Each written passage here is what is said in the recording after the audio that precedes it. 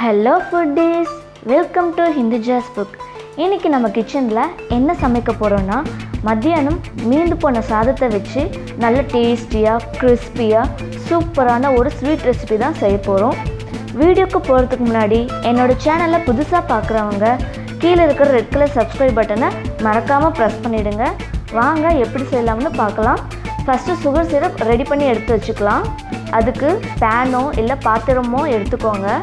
இதில் அரை கப்பு சர்க்கரை, ஒரு கப்பு தண்ணீர் சேர்த்துட்டு ஃப்ளேவருக்காக நான் நல்லா க்ரஷ் பண்ணின ஏலக்காய் பொடி சேர்த்துருக்கேன். ஒரு அரை ஸ்பூன் அளவு. சர்க்கரை ஃபுல்லாக கரைஞ்சி வரணும். எப்பவும் போல் குலோப் ஜாமுனுக்கு பாகு காய்ச்சுவோம் இல்லையா, அந்த மாதிரி ரெடி பண்ணிக்கோங்க. பாருங்கள், சர்க்கரை நல்லா கரைஞ்சி வந்துடுச்சு. இப்போ ஸ்டவ் ஆஃப் பண்ணிடலாம். மதியம் மீந்து போன சாதத்தை ஒரு கப் அளவு எடுத்து வச்சுருக்கேன். இதை மிக்ஸி ஜாரில் சேர்த்து கூடவே ஒரு டேபிள் ஸ்பூன் அளவு தண்ணீர் சேர்த்துக்கலாம். இதை நல்லா பேஸ்டாட்டும் கிரைண்ட் பண்ணி எடுத்துக்கணும். இந்த சாதம் அரைச்சி எடுத்ததை ஒரு பவுலில் மாற்றிக்கலாம்.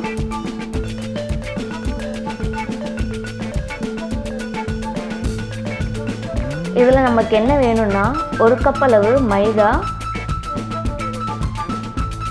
கூடவே தேவையான அளவு உப்பு சேர்த்து கையால் நல்லா சப்பாத்தி மாவு பதத்துக்கு நல்லா பசைஞ்சிக்கணும்.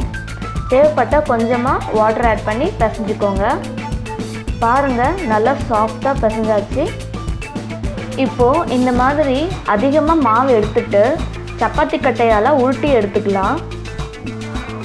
ஊட்டுறதுக்கு உங்களுக்கு வரலன்னா சப்பாத்தி ஊட்டுற கட்டையில் கொஞ்சமாக எண்ணெயை தடவி உருட்டிக்கோங்க. ஈஸியாக உங்களுக்கு உருட்டலாம்.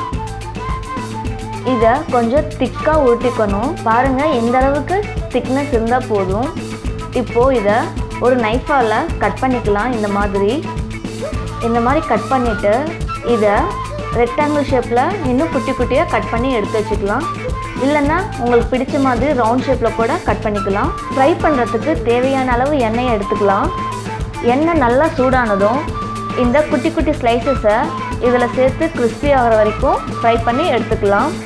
நீங்கள் இதில் ஒரு 10-15 பீசஸ் கூட சேர்த்து ஃப்ரை பண்ணிக்கலாம். இது கோல்டன் ப்ரௌன் கலர் வர வரைக்கும் ஃப்ரை பண்ணி எடுத்துக்கோங்க. பார்த்தீங்களா எவ்வளோ மொறுமொறுன்னு ஃப்ரை ஆகி வந்திருக்குன்னு. இப்போ இதை எடுத்து ஒரு டிஷ்யூ பேப்பரில் எடுத்து வச்சுக்கோங்க. ஏன்னா அதில் இருக்கிற மீதி எண்ணெயெல்லாம் டிஷ்யூ பேப்பரில் உறிஞ்சி எடுத்துடும். இப்போது ஃப்ரை பண்ணி வச்சுருக்க இந்த அரிசி மாவு ஸ்நாக்கை காய்ச்சி வச்சுருக்க இந்த சுகர் சிரப்பில் சேர்த்து நல்லா கலந்து விட்டுருங்க. இது ஒரு 5 நிமிஷம் ஊறினா போதும். 5 நிமிஷம் கழித்து நல்லா ஊறின அப்புறம் அரிசி மாவு ஸ்நாக்கை மட்டும் தனியாக எடுத்து வச்சுடுங்க. அவ்வளோதான், சூப்பரான ஒரு ஸ்வீட் ரெசிபி ரெடி ஆகிடுச்சு. சப்போஸ் நீங்கள் சுகர் சாப்பிடாதவங்களாம் இருந்தீங்கன்னா சர்க்கரையில் சேர்க்காமல் அப்படியே சாப்பிடலாம். செம்ம டேஸ்ட்டாக இருக்கும். ரொம்ப ரொம்ப சிம்பிளாக 5 நிமிஷத்தில் டக்குன்னு அருமையான ஒரு ஸ்வீட் ரெசிபி ரெடி ஆகிடுச்சு. நீங்களும் கண்டிப்பாக இந்த ரெசிபியை ட்ரை பண்ணி பார்த்துட்டு எப்படி இருந்ததுன்னு கமெண்ட் செக்ஷனில் கமெண்ட் பண்ணுங்கள்.